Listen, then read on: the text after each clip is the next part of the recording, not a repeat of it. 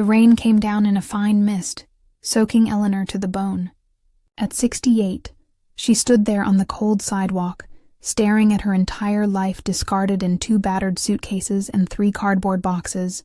The world around her felt like it was slipping away, the gray skies mirroring the emptiness inside her. Her son, David, the one she had raised single-handedly, had just tossed her out like an old piece of furniture no one wanted anymore. She pressed her hand against the iron gate of his mansion, her fingers trembling as she struggled to believe what was happening. "David, please. It's me, your mother," she called out weakly, her voice barely carrying over the soft hum of the rain. She could hear the faint click of the intercom before his voice, cold, detached, came through, as if it was a stranger speaking. "You don't live here anymore, Mom. We've already made arrangements. You need to go to the nursing home," David's voice echoed, void of any trace of empathy. Eleanor's heart shattered, but she refused to break. Her body was worn from years of hard work, from scraping by, from making sacrifices so he could have everything he needed. And now he was sending her away. She tried to call him, her fingers fumbling with her cell phone, but the call went straight to voicemail. No. She wasn't going to let him throw her away like this. Tears mixed with the rain as Eleanor sat down on the curb, her boxes and suitcases falling apart in the wetness. The humiliation burned hotter than any physical pain she'd ever known. She had given him everything, her youth, her health, her dreams, and now, at the end of her life, all she had left was a cruel rainstorm and the empty words of a son who no longer saw her as his mother. Eleanor didn't know how she would survive this, but she wasn't going to let it be the end. Not yet. The rain came down in a fine mist, soaking Eleanor to the bone. At 68, she stood there alone on the cold sidewalk, staring at the remnants of her life, 2 battered suitcases and 3 cardboard boxes, the only possessions left of a woman who had given everything for her son. The world around her felt like it was slipping away, the gray skies mirroring the emptiness in her chest.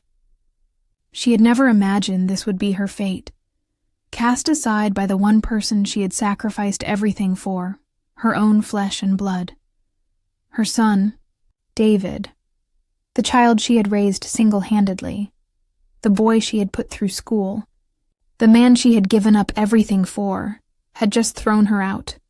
The life she had built for him was now crumbling at her feet, just like the boxes in front of her.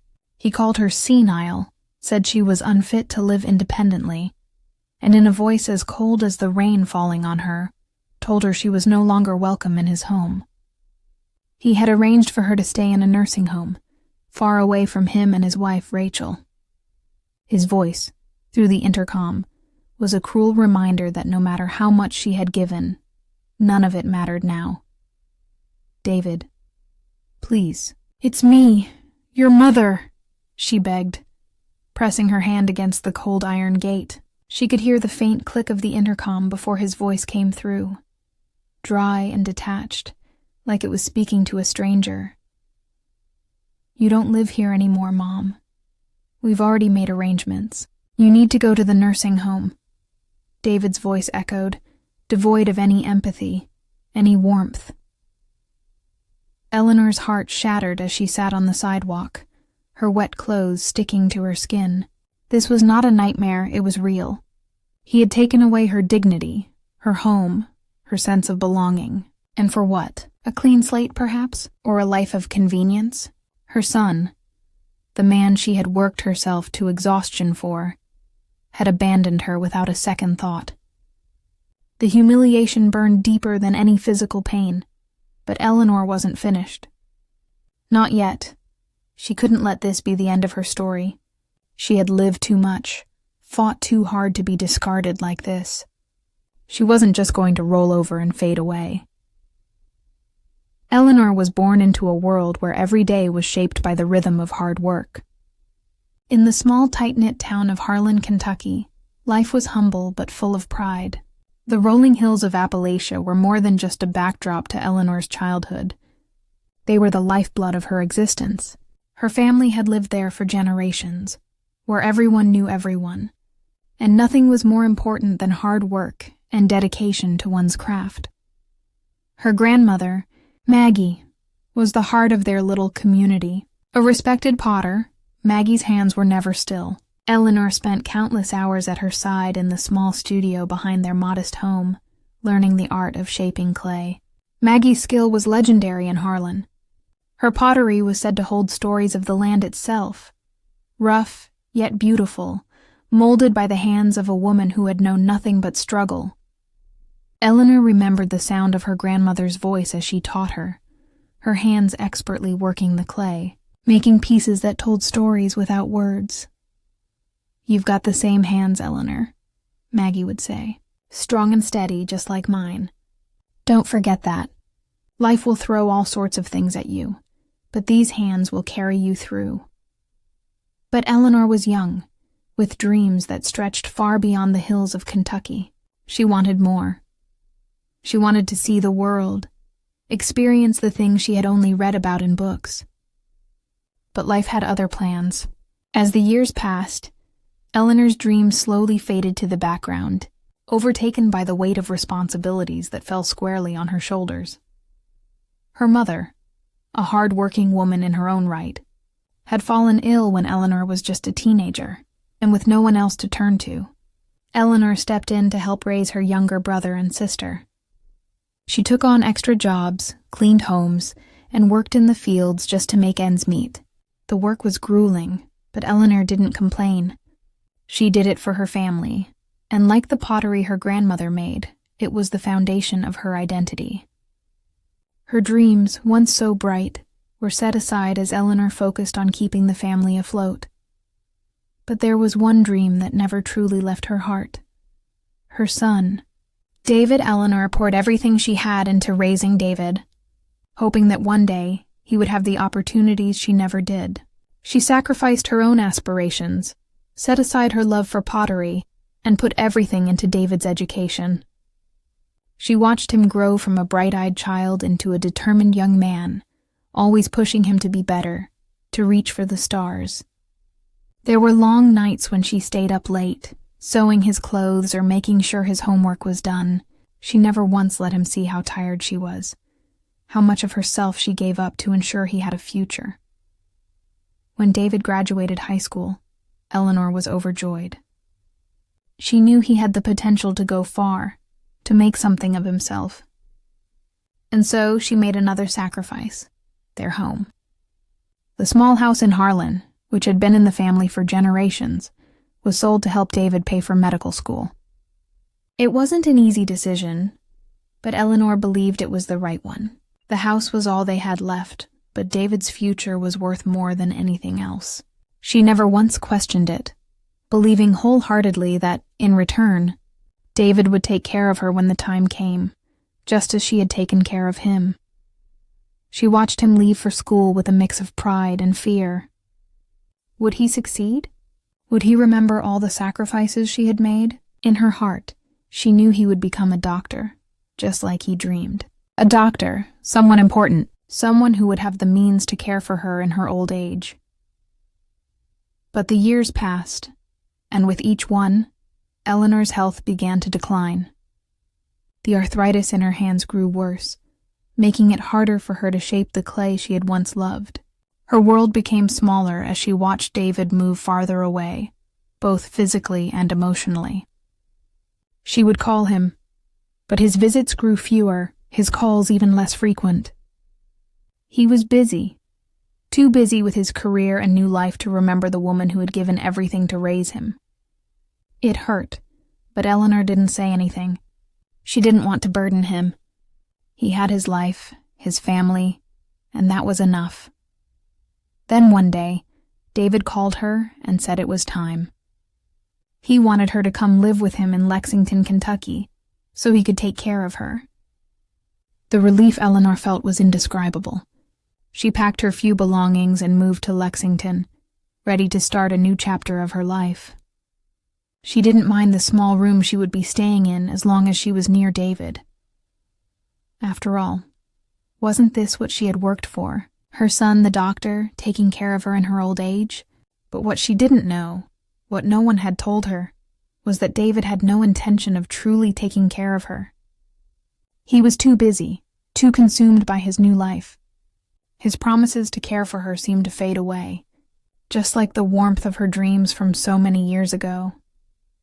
This was the reality of Eleanor's life, a life of sacrifice, of giving everything for those she loved, only to be left with nothing but the cold, empty feeling of abandonment, a life that began with a love for Clay and the wisdom of her grandmother, but one that had slowly, silently, been shaped by her devotion to others. The rain fell heavier now, each droplet clinging to Eleanor's skin like the weight of 1,000 regrets. She sat on the cold, hard pavement, her back aching, her hands trembling as they gripped the wet edges of the cardboard boxes. Her suitcases, now drenched, had started to fall apart, their seams splitting as the water soaked into the fabric. The scent of wet cardboard mingled with the chill of the rain, but it was the crushing weight of betrayal that chilled her to the core. Eleanor's heart was a battlefield. Her own son, David, the boy she had nurtured, the man she had sacrificed everything for, had turned his back on her. She had spent years bending over backward to give him a life of comfort, believing that one day he would return that love when she was too old to care for herself. But now, as she sat there, alone in the storm, she realized just how wrong she had been. The electronic gate in front of David's house remained shut, the sleek, modern design of the mansion mocking her. She stared at the intercom with blurred eyes, willing herself not to cry, but the tears came anyway. Her body felt broken, but her spirit was shattering. It had all been a lie. All those years of devotion, all the sacrifices she had made to give him the life she never had. And now, here she was, sitting in the rain like a stranger on the outside of her own son's life. She pressed the intercom button again, her finger shaking as she did. "David, please. I'm your mother. Let me in. I need to talk to you." The silence that followed was suffocating, but then a familiar, cold voice crackled through the speaker.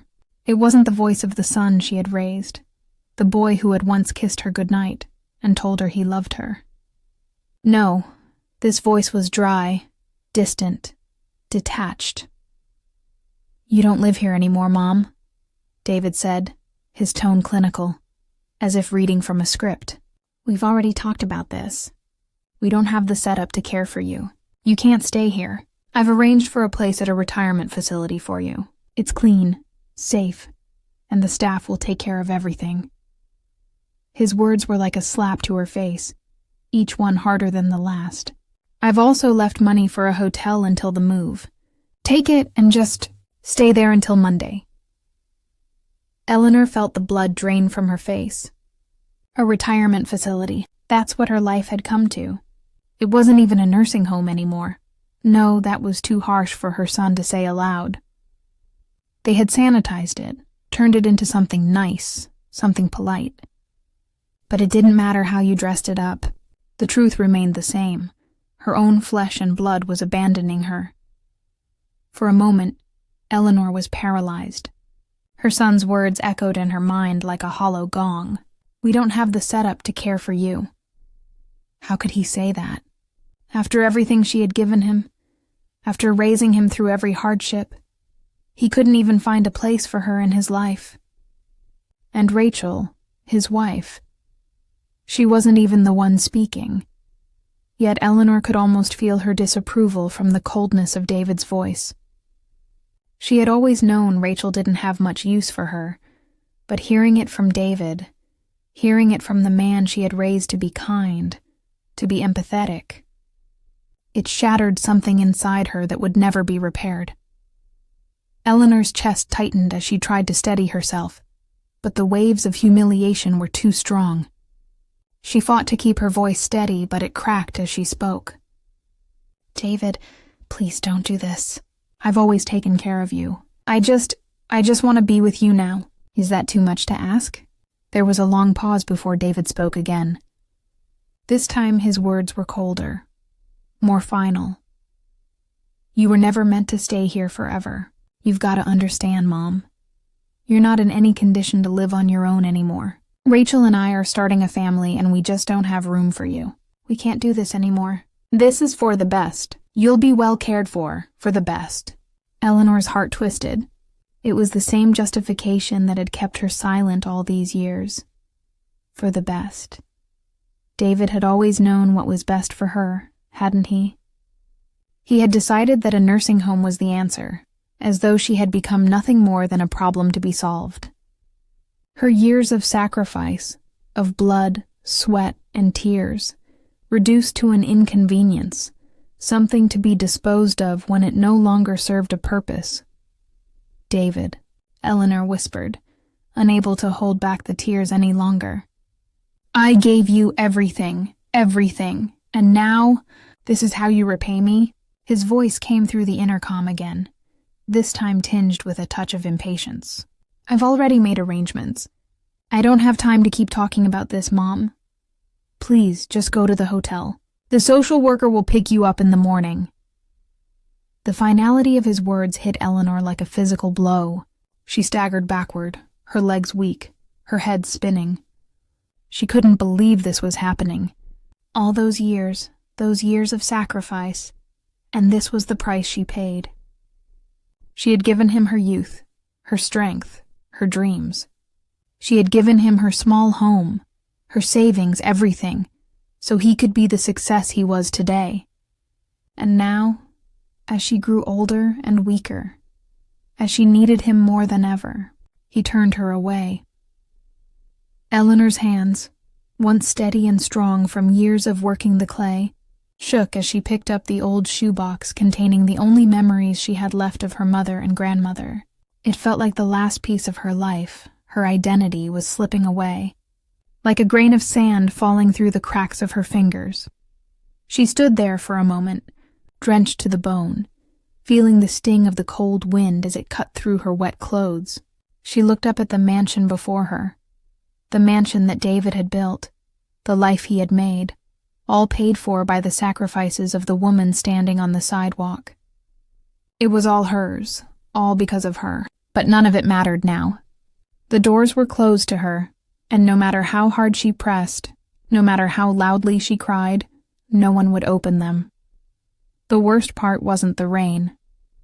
It wasn't the cold or the loneliness. It wasn't even the way her suitcases lay broken at her feet, disintegrating in the water. The worst part was the silence, the emptiness between her and the son she had raised. She had given him everything, and now there was nothing left. Not even love. Eleanor sat there, numb to the rain soaking her through, her clothes clinging to her skin like the weight of her shattered dreams. The bitterness of betrayal still tasted sour in her mouth. David's cold voice echoed in her mind, each word more painful than the last. She was nothing more than a burden, a problem to be discarded. She had given him everything, and this heartless rejection was all she had to show for it. She didn't know how long she had been sitting there when something stirred in her chest. A flicker of something that felt almost like hope. But it was fleeting, difficult to hold on to. Her vision was clouded, and she didn't even notice the figure crossing the street toward her until she heard a soft, almost melodic voice. Eleanor. The voice called her name gently, yet it cut through the storm and wrapped itself around her like a comforting blanket. She looked up, startled, her eyes still brimming with tears. Mrs. Ivy, the elderly neighbor from across the street, stood before her, her hands gripping the handle of a colorful umbrella that shielded them both from the rain. Eleanor blinked, unable to believe what she was seeing. Mrs. Ivy, a woman she had known only through her cleaning work for the past few years, had always seemed kind, but Eleanor never expected this. Are you okay, dear? Mrs. Ivy's voice was filled with concern, but there was something deeper in her eyes, something that told Eleanor this wasn't just out of casual politeness. This was real. Mrs. Ivy wasn't here because she had to be. She was here because she genuinely cared. Eleanor could barely answer. Her throat felt thick, and for a moment, all she could do was stare at the kind face above her. Mrs. Ivy didn't wait for an answer, though. She reached out with a gentle hand, guiding Eleanor to her feet. "You can't stay out here in the rain, Eleanor. Come inside with me. My place isn't much, but it's warm. You need a roof over your head." Eleanor opened her mouth to protest, but nothing came out. She had spent so much time alone, so much time battling rejection, that she didn't know how to accept this unexpected kindness. A roof over her head? From a stranger? It felt like a dream. "Come on now, dear. I know things are tough, but you don't have to suffer alone. Let's get you inside." Mrs. Ivy's hand, wrinkled but strong, clasped around Eleanor's arm, guiding her across the street. Eleanor's legs felt heavy, her heart full of so much conflicting emotion that she almost couldn't bear it. Here was someone who barely knew her, someone she had only ever exchanged small talk with while cleaning Mrs. Ivy's house. And yet, here she was offering her a safe haven when her own son, her own flesh and blood, had abandoned her. As they walked into Mrs. Ivy's home, Eleanor couldn't help but marvel at the warmth that enveloped her. The small, cozy living room smelled of fresh-baked bread and the faint scent of lavender. It wasn't grand, but it was filled with a comfort she hadn't felt in so long.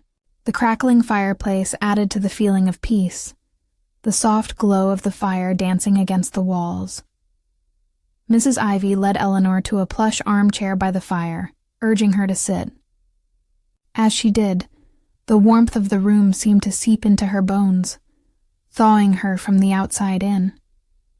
Mrs. Ivy disappeared into the kitchen, returning with a steaming mug of tea. She sat beside Eleanor, offering the cup with a kind smile. Eleanor accepted the tea without a word, the steam rising up to her face like a balm for her soul. She took a sip, and for the first time since David had thrown her out, she felt something she hadn't in days: hope. It wasn't much, but it was enough. The warmth of Mrs. Ivy's kindness was like a spark in the darkness, a reminder that not all people were as cold as David. "Thank you," Eleanor whispered, her voice hoarse. "I don't know what to say. You don't even really know me." Mrs. Ivy smiled gently, her wrinkled hands folding together in her lap. "I know more about you than you think, Eleanor. I've seen you work hard, day in and day out, cleaning homes and doing your best. And that's all I need to know. You deserve kindness." Eleanor stared at Mrs. Ivy, stunned. The stark contrast between her son's callousness and this woman's generosity made her heart ache. How could David, the child she had raised, be so cold when someone like Mrs. Ivy, who had no blood ties, could show such warmth? It was as if the universe had flipped its script, and this stranger was the one offering the love she had spent years hoping for from her son. "I didn't expect this," Eleanor murmured, tears threatening again. "I didn't expect anyone to help me." Mrs. Ivy patted her hand softly, her voice steady. "You never know where help will come from, Eleanor. Sometimes it's a stranger who shows us more love than our own family." And for the first time in a long while, Eleanor felt the crack in her heart begin to heal. It wasn't complete, not yet, but it was a start. A stranger had shown her the kindness she had yearned for, and in that moment, it felt like she was given a second chance, an opportunity to find herself again. Eleanor sat by the warm fireplace, clutching the teacup in her hands as if it were a lifeline.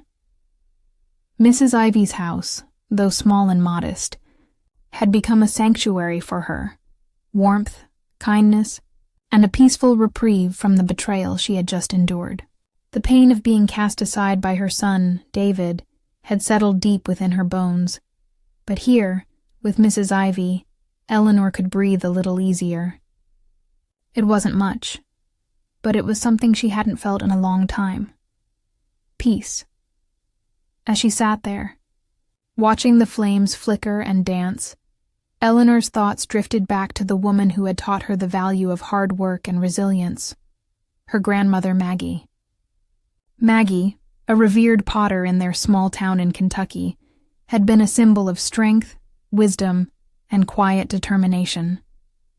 She had taught Eleanor everything she knew about pottery, how to mold clay, how to breathe life into something so simple, yet so full of potential. It had been her greatest passion, one that she had poured herself into, time and time again, despite the hardships that life threw at her. But somewhere along the way, as life became harder and her sacrifices grew, Eleanor had abandoned that passion for her son. She had poured herself into raising David, making sure he had every opportunity she never had. And in the end, she had lost herself. Her art, her love for pottery, had become a distant memory buried beneath years of sacrifice, disappointment, and the weight of her own unspoken regrets. "Eleanor, I know this might seem strange, but would you like to try something?" Mrs. Ivy's voice brought her back to the present, and Eleanor looked up at her, startled. Mrs. Ivy was standing in the doorway, a small, worn wooden box in her hands. The box held an assortment of pottery tools, simple but effective, tools for shaping, carving, and molding. "I thought you might like to try your hand at something again," Mrs. Ivy continued with a smile. "You said you used to make pottery, didn't you? Well, I'm no expert, but I've seen how people work with clay, and I believe you still have it in you." Eleanor's heart skipped a beat. The thought of touching the clay again, the very thing that had once filled her soul with joy, sent a rush of emotions through her. But at the same time, self-doubt crept in, curling around her like a dark shadow. Could she really do it? Could she still create? Her hands had been weathered by age and arthritis, no longer as steady as they once were. She had spent years in a haze of disappointment and bitterness, never thinking she'd have the strength to start again. "I don't know." Eleanor hesitated, her voice soft and uncertain. "My hands, they're not what they used to be. The arthritis, the pain, it makes it hard to even hold a cup, let alone shape clay." Mrs. Ivy placed the box on the table in front of Eleanor, her eyes filled with encouragement. "It doesn't have to be perfect, Eleanor. It's not about what it looks like. It's about remembering who you are and rediscovering what you once loved. The clay won't judge you. It'll let you create again, at your own pace." Eleanor stared at the tools, her hands trembling slightly as she reached for the small lump of clay. She ran her fingers over the smooth surface, remembering the familiar sensation, the coolness, the softness. A part of her wanted to turn away, but another part, deep inside her, felt a spark of something she hadn't felt in years. Hope. With a deep breath, Eleanor began to work, her hands tentative at first. The clay was different from what she had once known, but it still felt like home. Slowly she pressed and pulled, shaping the clay as she had done so many years ago. The pain in her hands was still there, dull and persistent. But as the clay began to take shape beneath her fingers, something else started to rise within her. The fire.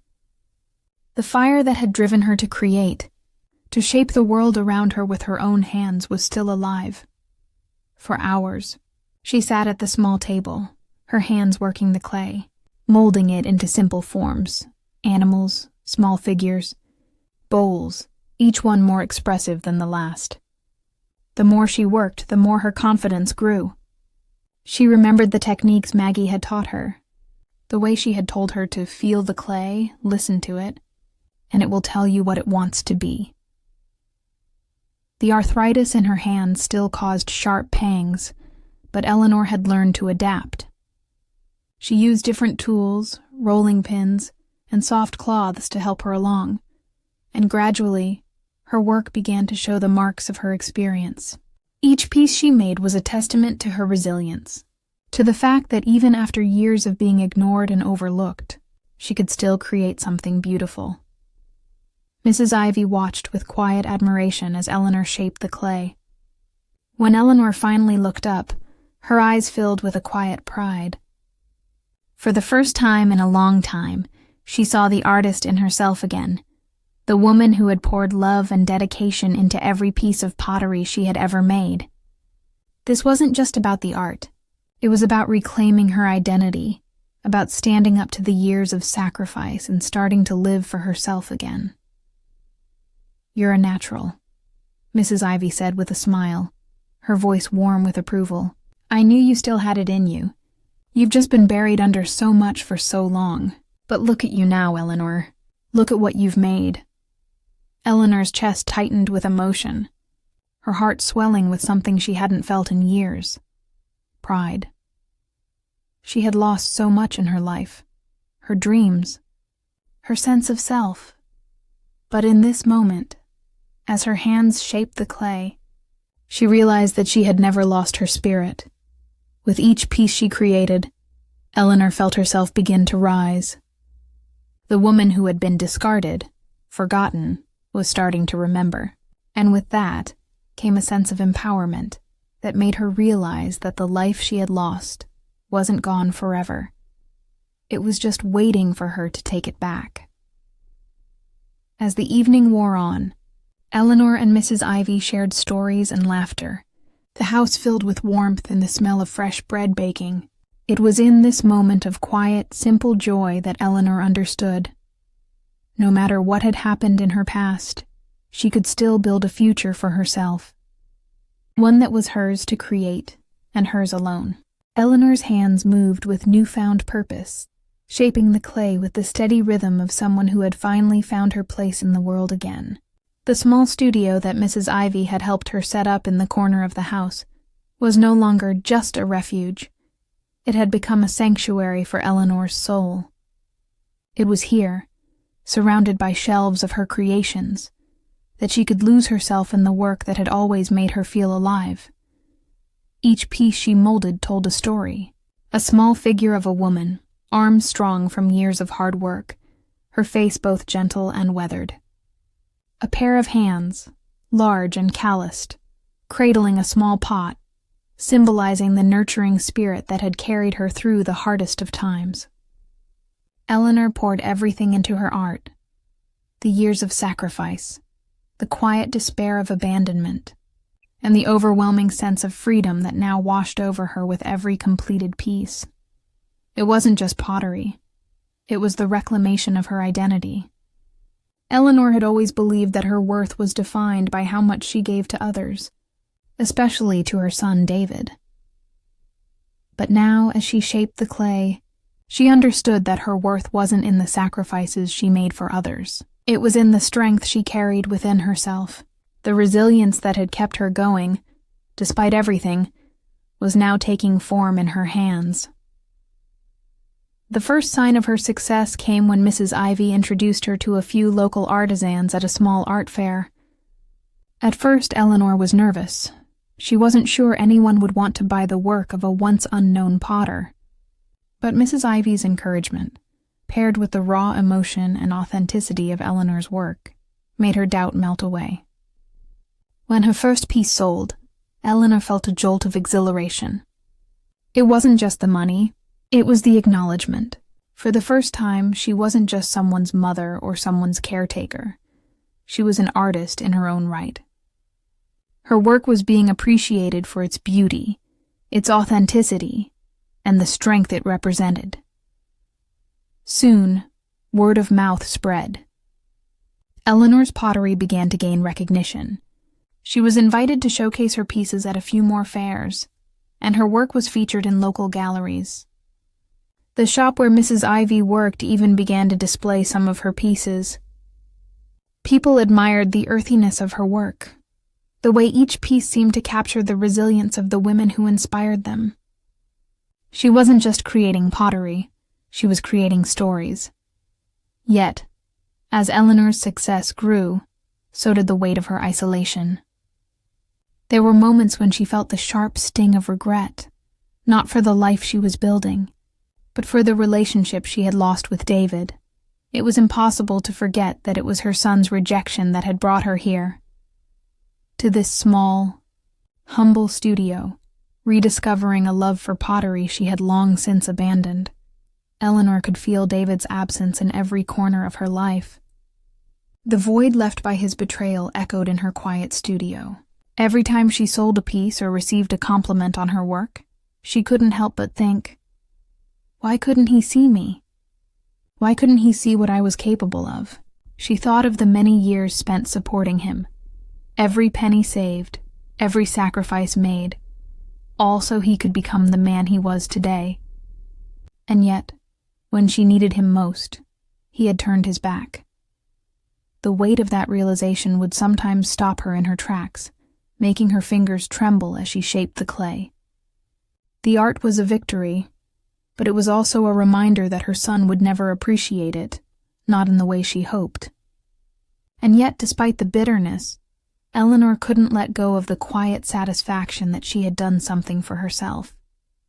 Her art was finally being recognized. She had earned her place in the world, not as a mother or a caretaker, but as Eleanor, the artist. It was a quiet victory, one that would never erase the hurt she felt from David's abandonment, but it was hers, nonetheless. She had found her voice again, and in that, she found peace.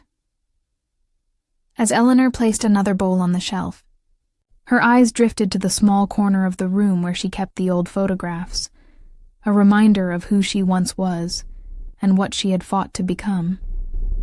It was in these quiet moments, when she allowed herself to reflect, that Eleanor understood. Her victory wasn't just about the art or the recognition. It was about reclaiming the life that had been stolen from her. And while David may never understand or appreciate the woman she had become, Eleanor had learned to appreciate herself. She had found a new purpose, a new identity, and most importantly, her own worth. The victory wasn't in the hands of her son. It was in the hands of the woman who had risen from the ashes of her own despair. The road ahead would be long, but Eleanor had found the strength to walk it. And for the first time in a long time, she felt like she was walking it on her own terms. Eleanor stood in her studio, her fingers covered in clay as she carefully crafted the final details of a new piece. It was a figurine of a woman with strong, outstretched arms, a symbol of resilience and empowerment. The woman's expression was stern, yet hopeful, as if she had weathered storms and emerged stronger. It wasn't just the art that had come alive in the past few months. It was Eleanor herself. As the sun set outside, casting a golden light across the room, she heard a faint knock on the door. At first she thought it was Mrs. Ivy, coming to check on her or drop off more supplies. But when she opened it, there stood David, her son. The last person she ever expected to see standing in the doorway of her newfound sanctuary. David looked different. His once pristine white coat was replaced by a more casual outfit, but there was no mistaking the stiffness in his posture, the unease that seemed to hang over him like a cloud. His eyes searched the room, scanning the simple but meaningful space that had become Eleanor's world. "Mom," he said, his voice lacking its usual authority. I didn't expect you to be doing this well." Eleanor didn't respond immediately. She just stood there, taking him in. The man she had raised, the man who had turned his back on her, was now standing in front of her, seemingly out of place in the room that had become her haven. She could feel her pulse quicken, a mixture of anger and unresolved hurt bubbling up, but she wasn't going to let him control this moment. "Not anymore. You didn't expect me to be doing well?" Eleanor repeated slowly, her voice low but steady. "Why is that, David? Because I'm not the helpless old woman you expected me to be? Because I found my own strength when you thought I had none?" David shifted uncomfortably. He opened his mouth, as if to say something, but then closed it again. Eleanor's eyes narrowed. "I came to see you because," he began, faltering for a moment before finding his voice again. "I know I hurt you, and I need you to understand that I did what I thought was best. I was just trying to protect you, Mom. From yourself. You weren't able to take care of yourself anymore, and I didn't know what else to do." Eleanor's heart clenched at his words, but she refused to let herself be swayed. She stepped back into the room, gesturing for him to come inside. "You thought it was best to throw me out onto the street, didn't you?" she said quietly, her voice trembling only slightly.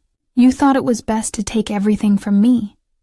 The house, my savings, my dignity, and place me in a place where I'd be forgotten.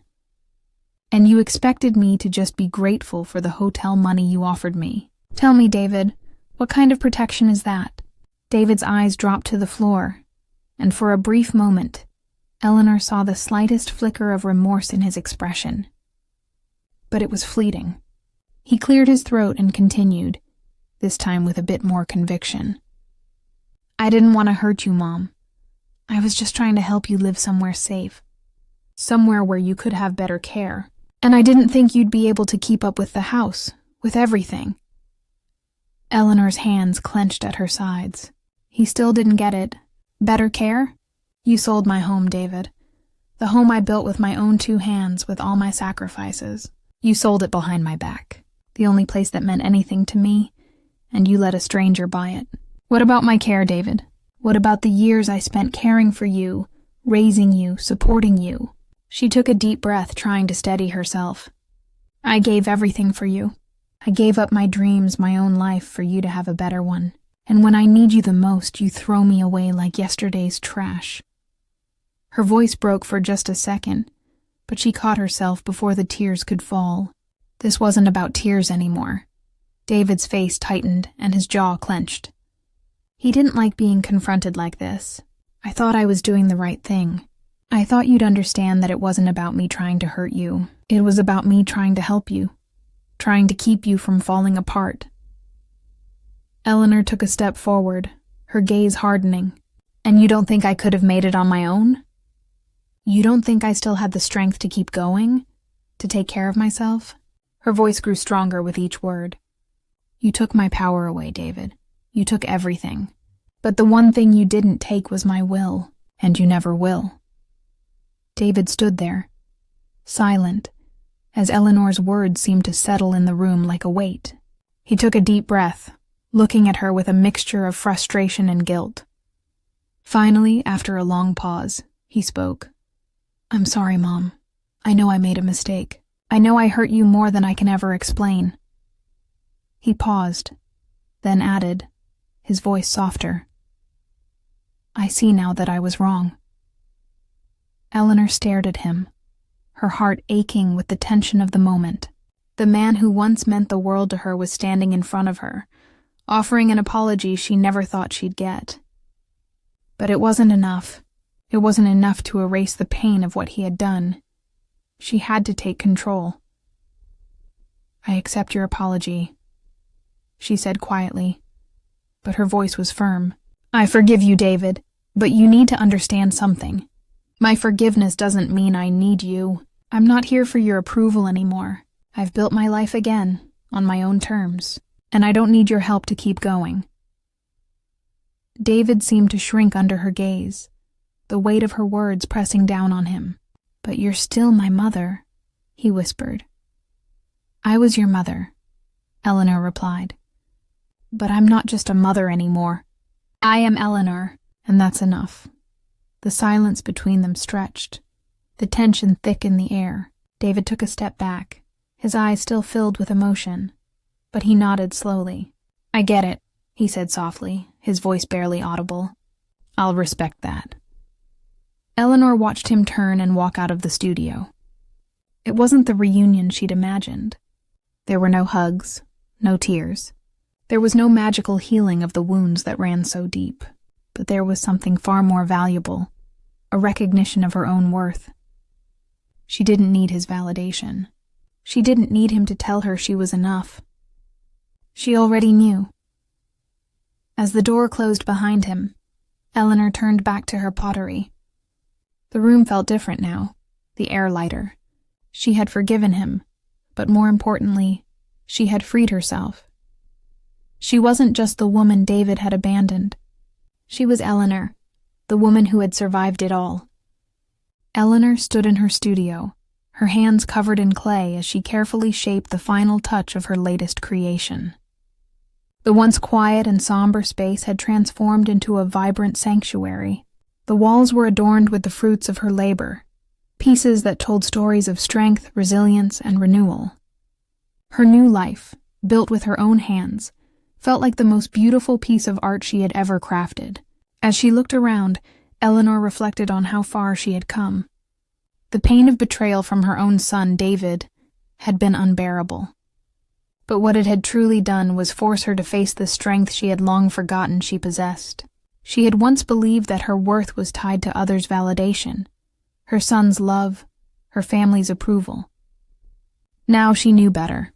The old Eleanor, the one who had sacrificed everything, was gone. In her place was a woman who had found her own voice, her own power, and her own purpose. She taught pottery now, sharing the wisdom passed down from her grandmother, Maggie, to women who had stories much like her own, stories of resilience in the face of adversity. And in her classes, Eleanor had found a new family. Her studio thrived, her art admired by many. But most importantly, Eleanor had found peace.